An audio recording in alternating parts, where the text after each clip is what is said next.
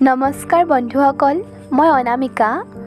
আজি মই আপোনালোকৰ লগত আলোচনা কৰিম উচ্চতৰ মাধ্যমিক পৰীক্ষাত আহি থকা কেইটামান গুৰুত্বপূৰ্ণ প্ৰশ্ন উত্তৰ।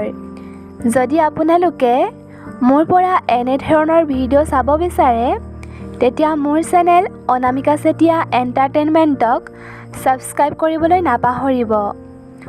অসম মাধ্যমিক শিক্ষা আইনখন কোন চনত গ্ৰহণ কৰা হৈছিল? অসম মাধ্যমিক শিক্ষা আইনখন 1961 চনত গ্ৰহণ কৰা হয়। মাধ্যমিক শিক্ষা আয়োগৰ অধ্যক্ষজনৰ নাম কি?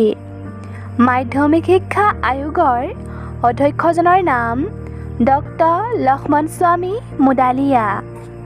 মুডালিয়া আয়োগ কোন চনত নিযুক্ত হৈছিল? মুডালিয়াৰ আয়োগ 1952 চনৰ 23 ছেপ্টেম্বৰ তাৰিখে নিযুক্ত হৈছিল। প্ৰাথমিক শিক্ষা বিকাশৰ বাবে ৰাষ্ট্ৰীয় শিক্ষা নীতিয়ে পৰামৰ্শ দিয়া কাৰ্যসূচীটোৰ নাম কি? প্ৰাথমিক শিক্ষা বিকাশৰ বাবে ৰাষ্ট্ৰীয় শিক্ষা নীতিয়ে পৰামৰ্শ দিয়া কাৰ্যসূচীটোৰ নাম অপাৰেশ্যন ব্লেকবৰ্ড। শিক্ষাৰ গাঁথনি 10+2+3 হ'ব লাগে বুলি কোনখন আয়োগে পৰামৰ্শ দিছিল?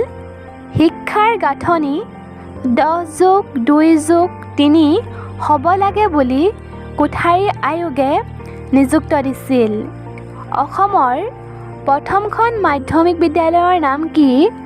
অসমৰ প্ৰথমখন মাধ্যমিক বিদ্যালয়ৰ নাম কটন কলেজিয়েট হাইস্কুল। মুডালিয়া আয়োগৰ প্ৰতিবেদন কেতিয়া দাখিল কৰা হৈছিল? মুডালিয়া আয়োগৰ প্ৰতিবেদন দাখিল কৰা হৈছিল 1953 চনত। কোন বছৰত ভাৰতত প্ৰথম ৰাষ্ট্ৰীয় শিক্ষানীতি যুগুত কৰা হৈছিল?